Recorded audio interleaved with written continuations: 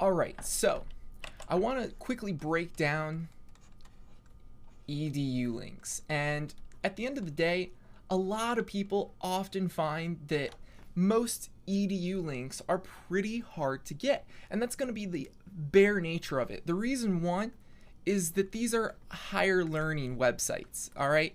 And when you have a higher learning website, that means that the content, of course, is going to be, high quality. So that's really what you need to focus on is, at first I'm going to be giving you, and there's two types of things. When you submit content, it needs to be high quality. But you have two types of backlinks. And the first one is a profile. So a profile is pretty easy. It's just you either filling out, saying, here's my name, here's my information, maybe date of birth, a little bit about me, and you're going to then link a website or a specific URL, that being maybe an inner page inside your website, like a blog post, that you want to rank more highly. The other one is going to then come as an article. So an article is the other one that you can have. Now you can submit blog comments, but 99% of the time you're going to end up finding that you're not allowed to attach URLs to those blog comments. So it either needs to come as a profile or as an article. And when it comes as an article, I just want to let you know that there's kind of a few different ways that works. You may actually end up submitting an article kind of to the website,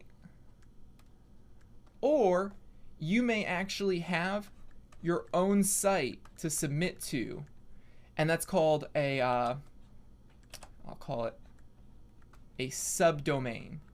And a subdomain simply means is they're kind of giving you your own blog on their website. If you went to my website, zachmiller.com, then I would give you a subdomain, which would be whatever name you want to name it, .zachmiller.com.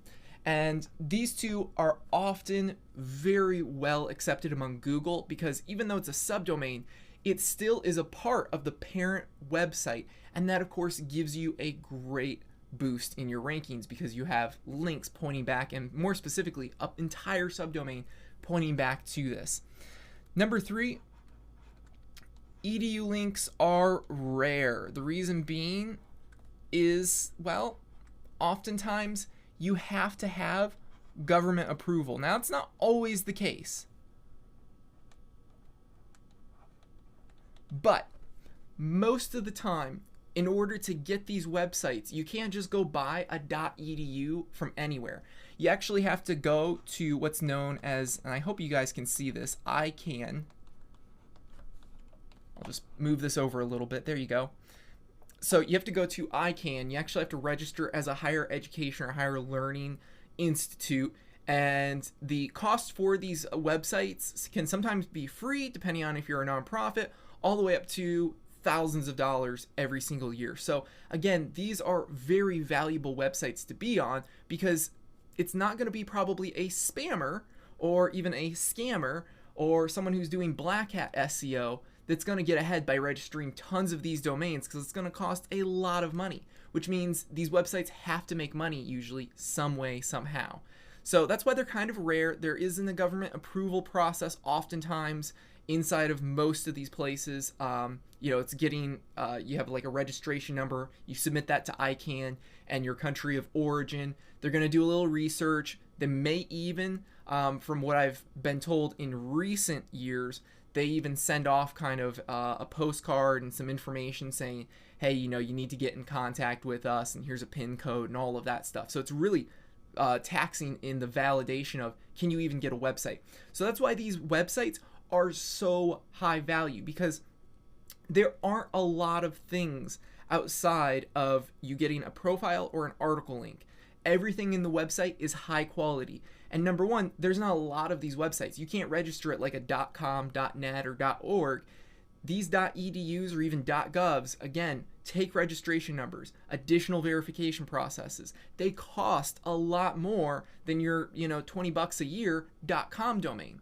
So this is the reason why EDU links are so prized among backlink builders because they are one of the best links that you can actually end up getting outside of literally going viral and being on the homepage of some big website like maybe Wikipedia, Reddit, etc. Outside of that, these are the best for SEO, search engine optimization, long-term standings, because these aren't things that are really about viral and getting a lot of traffic. It's about being prestigious and really being understood as an authority within your industry. When you do that, Google's going to use what's known as an aggregate ranking algorithm. And I'm going to go a little bit into that so you can kind of get the idea of how SEO works. And then we'll go into the EDU link back building websites. I'm going to give you a whole list and a slew of other things to help you in getting higher rankings inside these search engines.